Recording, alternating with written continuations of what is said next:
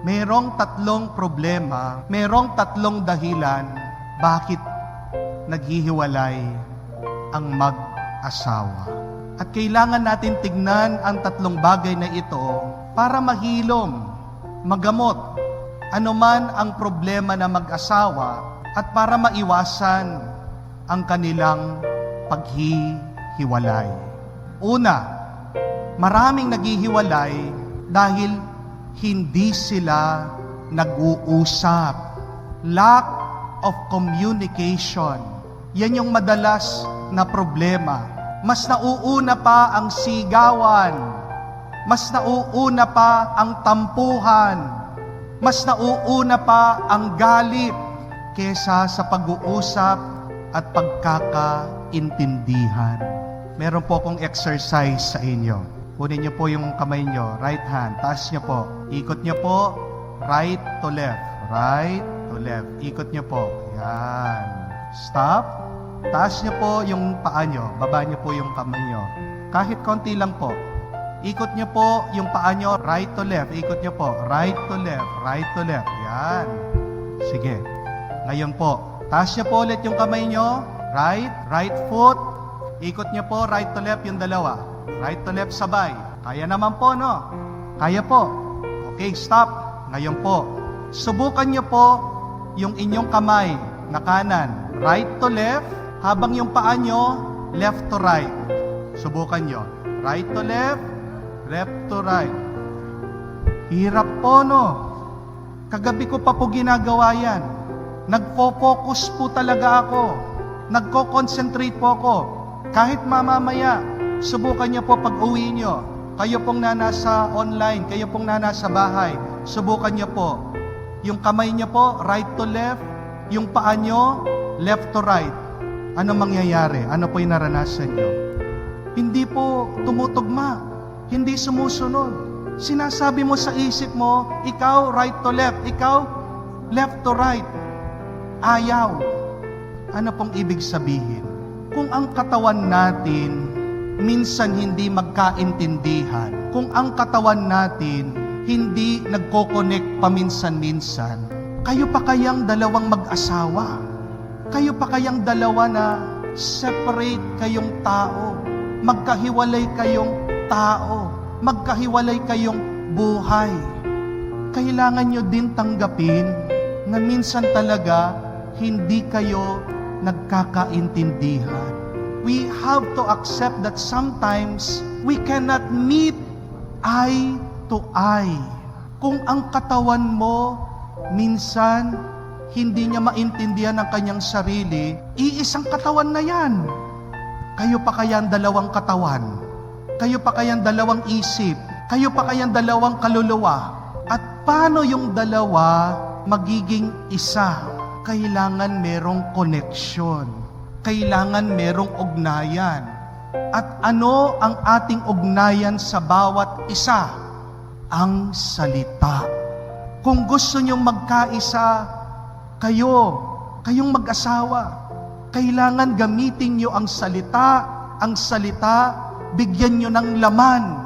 Ang mga insekto po nagkakaintindihan dahil merong antena. Pero tayong mga tao, wala tayong antena. Hindi mo alam kung ano yung nasa isip at puso ng iba hanggat hindi siya magsasalita. At minsan nga yung salita, kulang pa. Kaya kailangan mo yung salita, yung pag-uusap, palagi. Walang hinto. Continuous. Father, alam na po dapat ng asawa ko yung gusto ko. No. Huwag niyo sasabihin yan. Kasi hindi naman po tayo manghuhula. Kahit na matagal mo na siyang kasama, ang tao nag-iiba. At tayo iba-iba ang ating naiisip at nararamdaman. Sana wag mawawala yung pag-uusap, communication. Pero pangalawa, isa ding dahilan ng paghihiwalay na mag-asawa ay yung iniisip nila, meron pa silang aatrasan. They can still retreat. They can still go out of the relationship. They can still go back. Alam niyo po, sa Roma, isa sa mga pinakamagaling na general na naging emperador, si Julius Caesar. Bakit nagwagi po siya sa napakaraming gera, sa napakaraming laban? Kasi po ang kwento ganito, pag makikipaglaban daw po si Julius Caesar, pagdating nila dun sa labanan at napansin niya na merong mga tulay, susunugin po niya ang mga tulay. Bakit? Para ipakita sa kanya mga sundalo, wala na kayong aatrasan. Dalawa lang ang inyong pagpipilian, ang manalo o mamatay. Kasi pag nakikita po ng mga sundalo, meron pantulay, meron pa silang aatrasan, pwede pa silang tumakas, ay hindi nila ibibigay lahat ng kanilang lakas. Kasi nandun iniisip nila, kung masasaktan ako, masusugat ako, pwede pa naman akong tumakbo, pwede pa naman akong mag-retreat, pwede pa naman akong umatras. Ganyan madalas ang iniisip ng mga ibang may asawa. Pag ayaw ko na, pwede pa naman akong umuwi sa amin. Pag ayaw ko na, bahala siya. Ako nang bahala sa sarili ko. Ganyan naman yung misis ko, okay lang. May nakita na akong bago. Mas mabait, mas maganda, mas malambing. Kasi merong plan B. Kasi merong aatrasan. Kasi iniisip, merong pupuntahan. Pero kung sa mag-asawa, iisipin nila na ito lang ang buhay. Ito lang ang buhay namin. Wala nang iba. It's either we make it work or we die trying. Kung ganyan ang pag-iisip ng mga mag-asawa, walang maghihiwalay at magiging totoo sila doon sa pangako nilang for better, for worse, for richer, for poorer, until death do you part. Kasi wala ka nang aatrasan. Kasi ito yung pinili mo. It's either paglalaban mo o mamamatay ka na sinusubukan mong maging matagumpay kayo. Huwag kayong aatras. Walang atrasan. Walang uwian. Yan na yan. Pangatlo, at kahuli-hulihan, isang dahilan din ng paghihiwalay ng mga mag-asawa ay yung hindi po sila nagdarasal.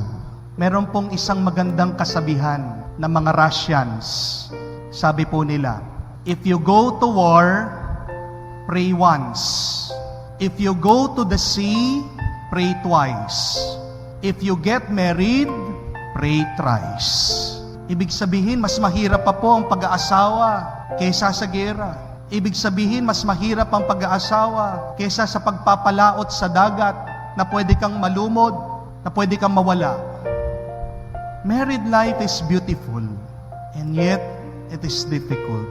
Madalas, ang magandang buhay ay mahirap din na buhay. Ang magandang buhay, makakamtan mo lang kung paghihirapan mo. Hindi po ba? At paano magiging magaan itong mahirap pero magandang buhay kung magdadasal ka at magpapatulong sa Diyos. Ang Diyos, sa Kanyang grasya, yan ang susi ng pananatili, pagkakaisa ng mga mag-asawa. Pag nakalimutan ng Diyos na tumutulong sa pagkakaisa, diyan nagkakawatak-watak at naghihiwalay. Meron pang pagkakataon para magkaisa ang mga naglalayong puso sa pamamagitan ng Diyos. Huwag nating kalimutan, palagi tayong mag-usap, walang atrasan. Palaging magdasal at magpatulong sa Diyos. Diyan lang magiging maganda, magkakaisa at magiging masaya ang anumang pagsasama.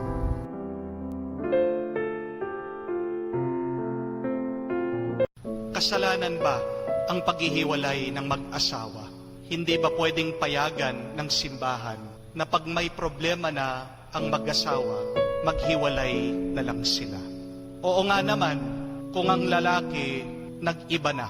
Oo nga naman, kung nanloloko na siya. Oo nga naman, kung madalas na siyang nagtataksil. Oo nga naman, kung nagsisinungaling na siyang palagi. Oo nga naman, kung nananakit na siya, bakit hindi pa sila maghiwalay ng kanyang asawa?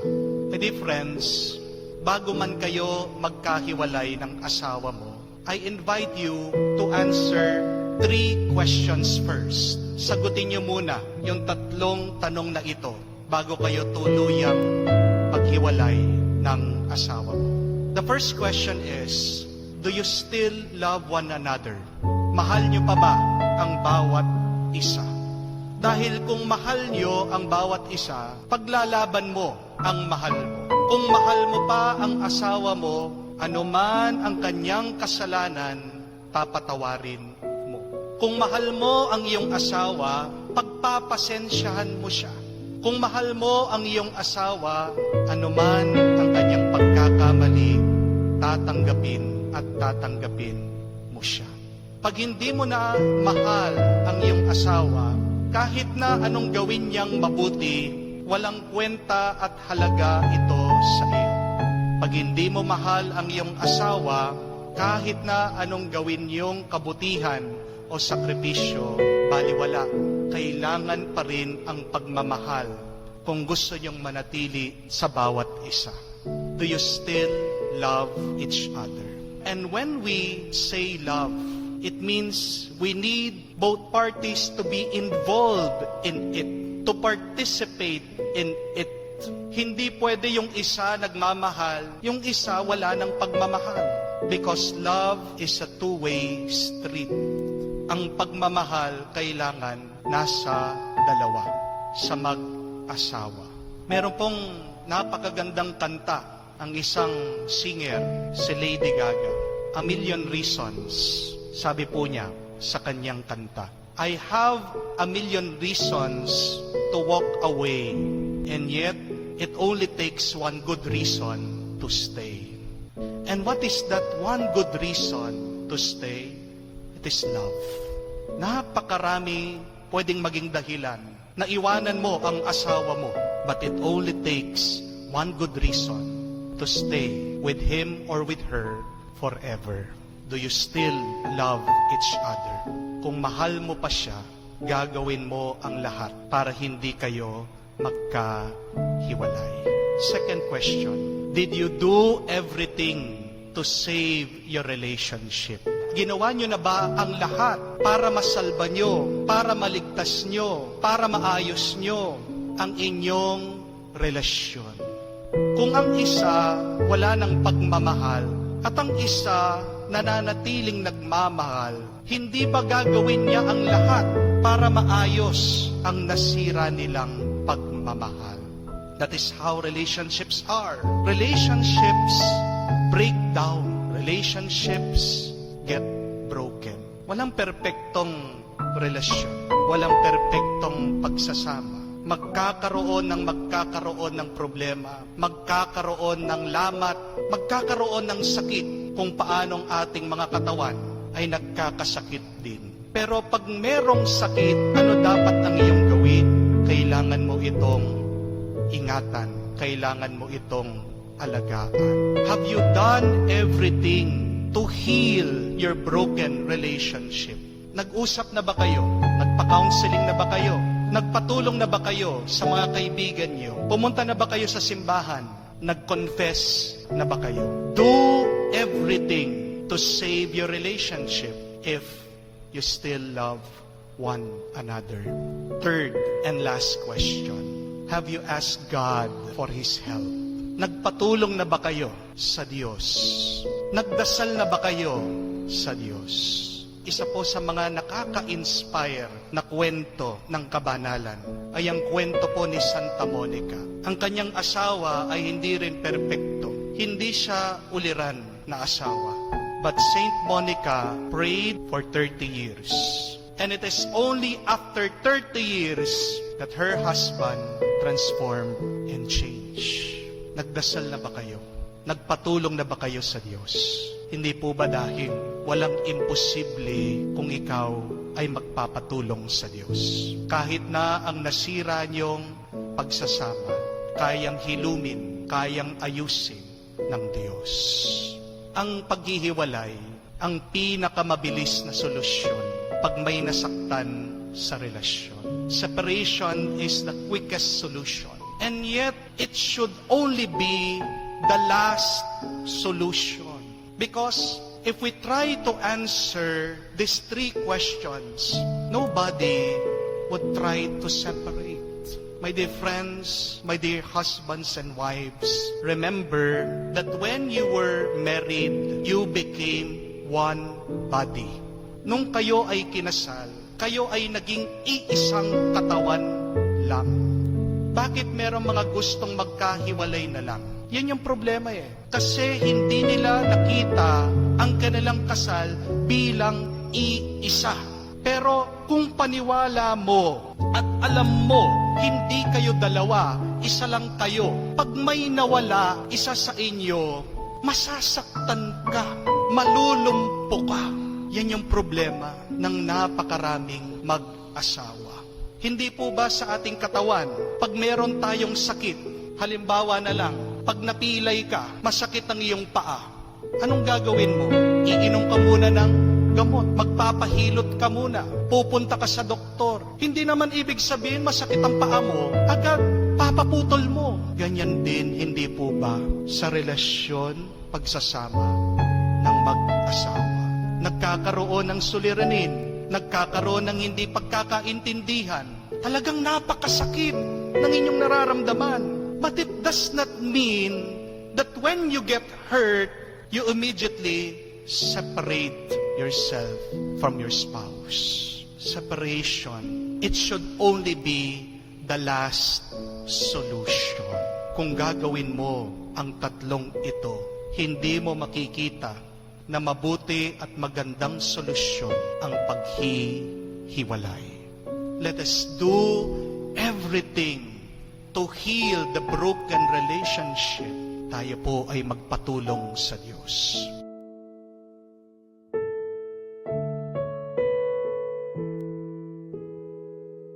Bakit ba tayo nabibigo sa pagmamahal? Why do we fail in loving? Hindi naman tayo nagkukulang sa pangaral tungkol sa pagmamahal. Bawat linggo naririnig natin ang pari na nangangaral tungkol sa pag-ibig at pagmamahal. Ang Biblia ay puno ng turo tungkol sa pagmamahal. Hindi naman din tayo nagkulang na turuan natin ang mga bata tungkol sa aral ng pagmamahal. But why is it we fail in loving? Why do we have broken relationships? Bakit meron tayong mga away? Meron hindi pagkakaintindihan? Merong gera? Saan tayo nagkakamali? Where lies the problem in loving?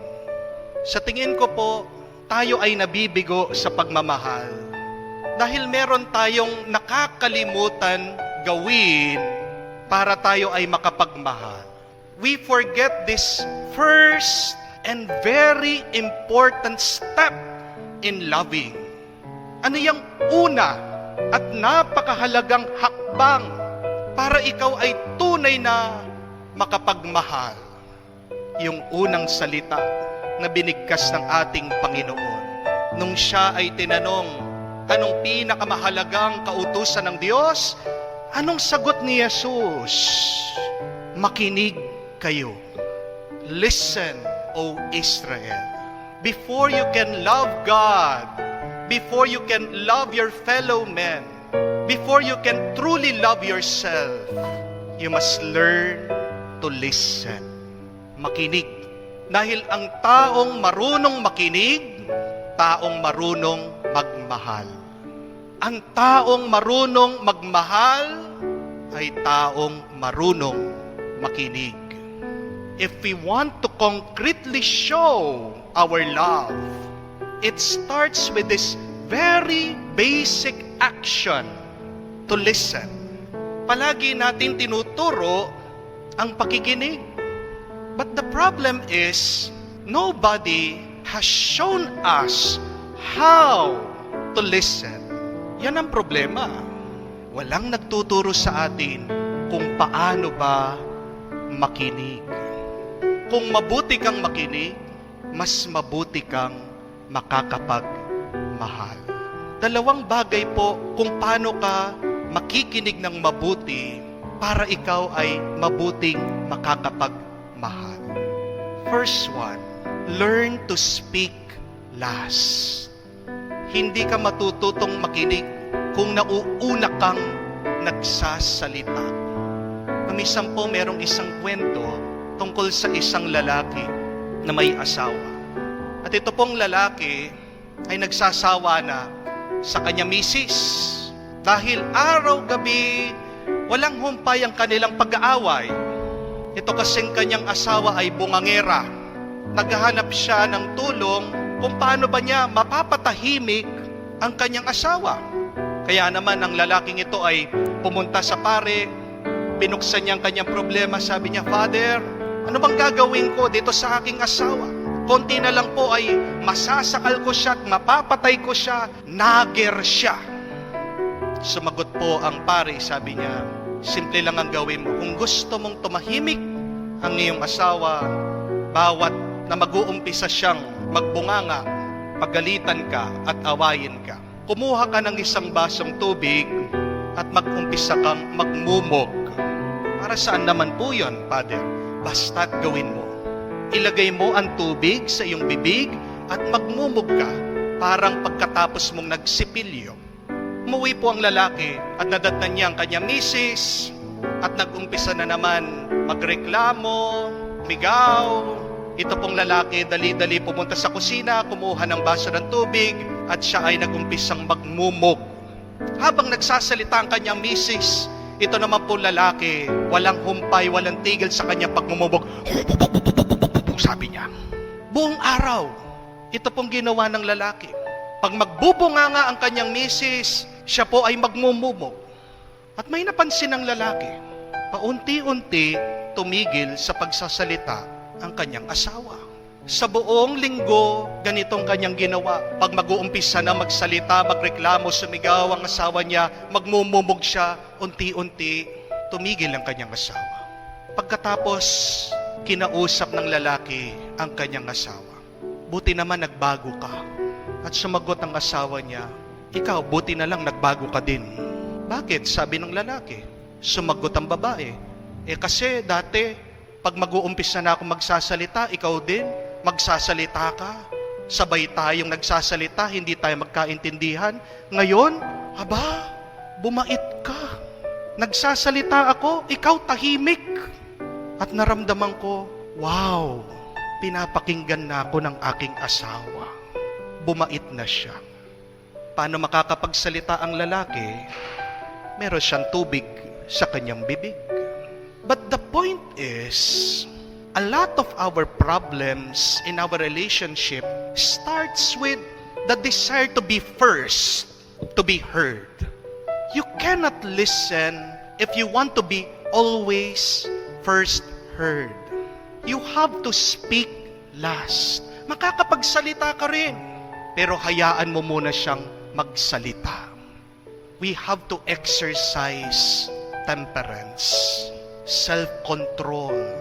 Pigilan mo ang iyong sarili. At kung gagawin mo ito, papabayaan mong iba, mauna silang magsalita.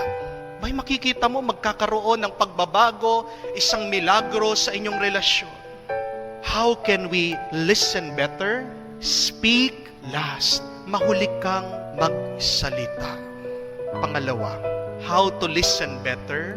Listen better not by using the ears, but listen better by using the heart.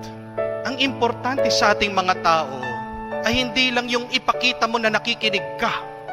Ang mahalaga sa ating mga tao ay yung nararamdaman natin na pinakikinggan tayo.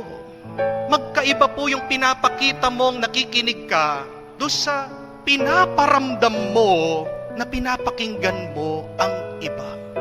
Appearing to listen is different from letting others feel that you are listening. Anong mararamdaman niyo po kayo mga misis? Kung kauwi niyo, nakita niyo yung asawa niyo nanonood ng TV, kinakausap mo siya, tapos sinigawan ka, oo, alam ko, naririnig kita. Masaya po ba kayo nun? Narinig ka naman pero ano yung naramdaman mo? Mabuti o masama? Anong mararamdaman nyo kayo mga magulang kung kauwi nyo? Kinakausap nyo yung mga anak, inutusan nyo, Pero naglalaro ng ML, nagpe-Facebook, pagkatapos sisigawan kayo, ito naman eh, istorbo naman eh. Oo pa, alam ko, narinig ko kayo. Narinig ka, pero how did that make you feel? Di ba ang sama? Ang mas mahalaga sa atin, hindi lang yung alam mo, pinakinggan ka. Ang pinakamahalaga sa atin, alam natin, naramdaman natin, pinakinggan tayo. Bakit nagkakaroon ng lamat ang relasyon? Kasi yan yung nakakalimutan natin eh. Yung pinapadama natin sa iba na tayo ay nakikinig. Ngayon po, napakarami ng nagme-message sa akin. Sa Facebook, sa Messenger, nagpapatulong. Napakarami pong mga tao may problema. Pasensya na po sa iba kung hindi ko pa kayo nasasagutan. Dahil pag nagme-message po yung iba, nagpapatulong, napakahaba para pong nobela. And I take my time reading. Binabasa ko po, binibigyan ko po ng panahon. Napakahaba po ng kanilang sinulat, napakakonti lang po ng aking i-reply. Pero alam niyo po, pag sasagot ulit sila sa akin, they are so appreciative, they are so grateful. Bakit? Dahil ba doon sa sinabi ko? Dahil ba napakalalim nung aking payo sa kanila? Minsan po, ang reply ko lang po sa kanila, ganito lang eh, kaya mo yan. God loves you. God bless you. I am praying for you. Ganyan lang po yung aking sagot sa kanila. Pero magre-reply po sila, Father, thank you po, naiiyak ako, I'm so blessed. Sumagot po kayo. Bakit po? Kasi naramdaman nila, may nakinig sa kanila. How to best listen? Just be there and make others feel that you are there for them. How to best love? Just be there. Huwag kang mang-iiwan. Paramdam mo, nakikinig ka. Napakasimple lang pong magmahal. Nag-uumpisa sa pakikinig.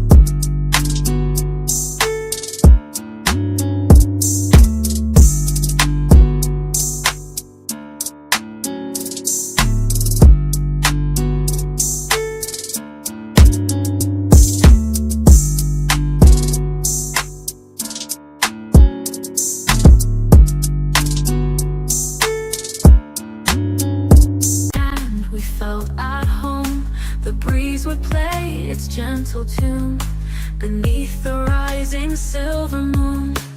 Through the fields of amber and gold, stories of our love unfold. The evening breeze, a silent song, reminds me where our hearts belong. Oh, the evening breeze, so soft and sweet, brings memories of when our hearts were meet. In the glow of the setting sun, our love journey had just begun.